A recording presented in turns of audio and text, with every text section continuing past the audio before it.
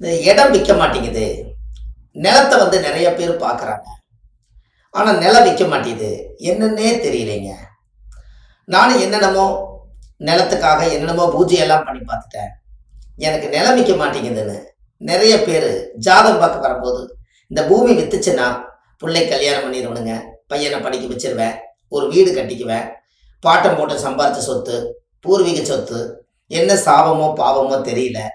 அதனால எனக்கு எப்போவாவது சீக்கிரமாக வீடு விற்று கொடுத்தா, அந்த இடம் விற்று கொடுத்தா என் வீடு நல்லா இருக்கும், என் வாழ்க்கை நல்லா இருக்குன்னு நிறைய கேட்பாங்க. அதுக்கு ஒரே பரிகாரம் தான்.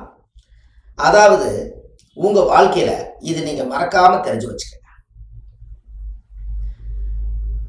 இந்த இடம் விற்கணும்னா விற்கிற மண்ணவே எடுத்து தண்ணியில் குழச்சி ஒரு விநாயகரோடு செஞ்சு வெத்தலை மேலே வச்சு 7 செவ்வாய்க்கிழமை விளக்கு போடுங்க. உங்கள் வீட்டில் வச்சு அந்த இடம் வித்துரும்.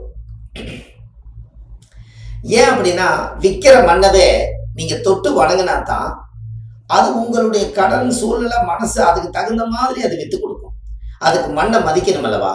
இத்தனை நாளாக மண்ணை மிதித்தோம், இப்போ நம்ம மண்ணை தொட்டு கும்பிடணும். சும்மா போய் கும்பிடுங்கன்னா கும்பிடுவாங்களா? கும்பிட மாட்டாங்க.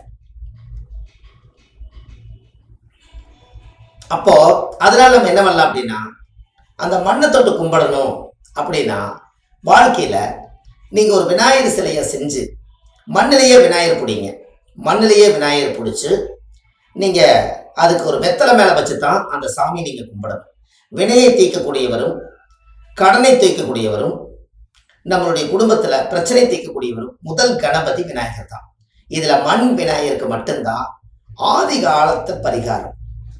இதை நீங்கள் செஞ்சு பாருங்கள், உங்கள் வாழ்க்கை ரொம்ப பிரமாதமாக இருக்கும். செம்மண்ணு எம்மண்ணுக்கு தோஷம் இல்லையா? அந்த செம்மண்ணில் ஒரு விநாயகரை பிடிச்சி தேங்காவை உடைச்சி வச்சு ஃபஸ்ட்டு நாள் சாமி கும்பிட்டு 7 செவ்வாய்க்கிழமை விளக்கு போட்டு சாமி கும்பிடுங்க. வீட்டில் தினமும் நீங்கள் கும்பிடலாம். இடம் விற்கணும், நல்லவங்க வந்து வாங்கணும், அந்த காசு நல்லதுக்கு பயன்படணும்னு நீங்கள் பிரார்த்தனை பண்ணி விளக்கேற்றுங்க. அது எவ்வளோ நல்ல வேலை செய்யுதுன்னு பாருங்க.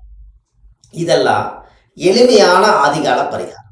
இதெல்லாம் உங்களுக்கு ரொம்ப ரொம்ப இடம் விற்கிறதுக்கு நாம் இடத்த எத்தனையோ அந்த இடத்துல மரம் செடி கொடி உயிரினங்கள் எல்லாத்தையும் அழிச்சிருப்போம். ஆனால் அந்த மண் ஒரு சாபத்தில் நிற்கும்.